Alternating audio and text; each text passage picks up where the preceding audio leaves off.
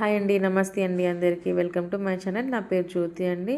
So ఈరోజు recipe వచ్చేసి కర్నూలులో ఎంతో ఫేమస్ అయిన పోలూరు వంకాయలతో గుత్తి వంకాయ కర్రీ అండి. చాలా టేస్టీగా ఉంటుంది. అండ్ దీనికి కాంబినేషన్గా మనమైతే ఎక్కువగా జొన్న రొట్టె, చపాతి, బగారన్నంలోకి అయితే చాలా చాలా బాగుంటుంది. సో మీరందరూ కూడా డెఫినెట్గా ట్రై చేయండి. ఇంకెందుకండి ఆలస్యం, మనం రెసిపీలోకి వెళ్ళిపోదాం. సో ఫస్ట్ మనం ఒక కడాయి తీసుకొని అందులో మనం పల్లీలు అనేది డ్రై రోస్ట్ చేసుకోవాలండి. సో పల్లీలు మంచిగా ఫ్రై చేసుకోవాలి. సిమ్లో పెట్టి పల్లీలు మంచిగా వేగిన తర్వాత నువ్వులు వేసి మంచిగా ఫ్రై చేసుకోవాలి. సో పల్లీలు, నువ్వులు మంచిగా వేగినాక మనం ఇందులో మసాలాలు వేసుకోవాలండి. ధనియాలు, జీలకర్ర, చెక్క, లవంగ, యాలక్కాయ, మిరియాలు, మరాఠీ మొగ్గ వేసి మంచిగా ఫ్రై చేసుకోవాలండి. ఇక్కడ చూపిస్తున్నాను కదా. సో ఇట్లా మసాలా మొత్తం అన్నీ ఫ్రై చేసేసుకొని అన్నీ చల్లగా అయ్యే వరకు మనము పక్కన పెట్టేసుకోవాలి. సో ఇందులో మనం కొంచెం బెల్లం కూడా యాడ్ చేస్తామండి. సో ఇవన్నీ మనం చల్లగా అయ్యే వరకు పక్కన పెట్టేసుకోవాలి. సో ఒక మిక్సీ జార్ తీసుకొని ఇవి చల్లగా చేసి పెట్టుకున్నాం కదండి. సో ఇవన్నీ అందులో యాడ్ చేసేసుకొని అందులో మనం కారం, ఉప్పు, పసుపు కూడా యాడ్ చేసేసుకొని మంచిగా మిక్సీ పట్టి పక్కన పెట్టేసుకోవాలి. అండ్ ఇవన్నీ మనం రెడీ చేసుకున్నాక వంకాయలను కూడా మంచిగా నీట్గా వాష్ చేసుకొని వాటర్లో వేసి పక్కన పెట్టేసుకోవాలి. సో సాల్ట్ వాటర్లో వేసుకోవాలండి, ఎందుకంటే వంకాయలు అనేవి నల్లబడకుండా అండ్ వంకాయలు కూడా చేదుగా అవ్వన్నమాట. సో చూస్తున్నారు కదా, ఇవే అండి పోలూరు వంకాయలు. సో వీటిని మనం చూపించిన విధంగా కట్ చేసుకొని మనం ఆల్రెడీ రెడీ చేసి పెట్టుకున్న స్టఫ్ని మొత్తం ఈ వంకాయలో ఫిల్ చేసి 1 బై 1 అన్నీ మనం ఒక ప్లేట్లో తీసి రెడీగా పెట్టేసుకోవాలి.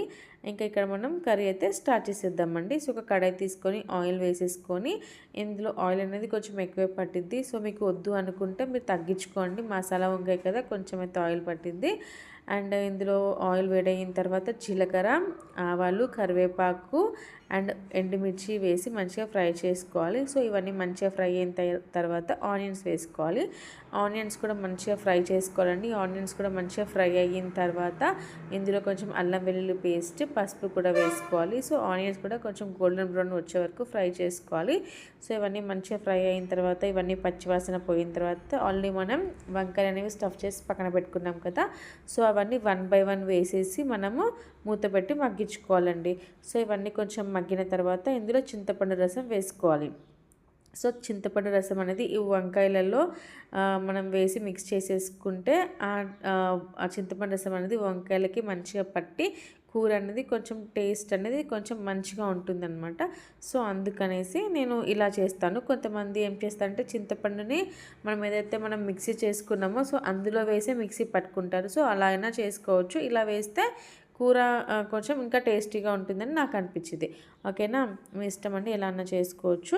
సో అది కూడా కొంచెం మగ్గినాక మనం ఆల్రెడీ కట్ చేసి పెట్టుకున్న టమాటా ముక్కలు ఉన్నాయి కదా, అవి కూడా వేసి మంచిగా మిక్స్ చేసుకోవాలండి.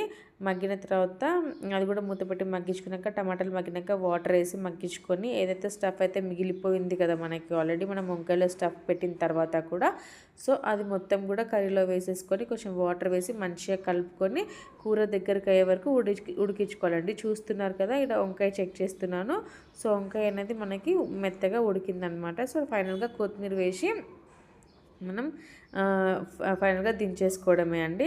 సో ఇలా ఆయిల్ తేలే వరకు మగ్గించుకుంటే మనకి ఎంతో టేస్టీ అయిన గుత్తి వంకాయ కర్రీ అయితే రెడీ అయింది.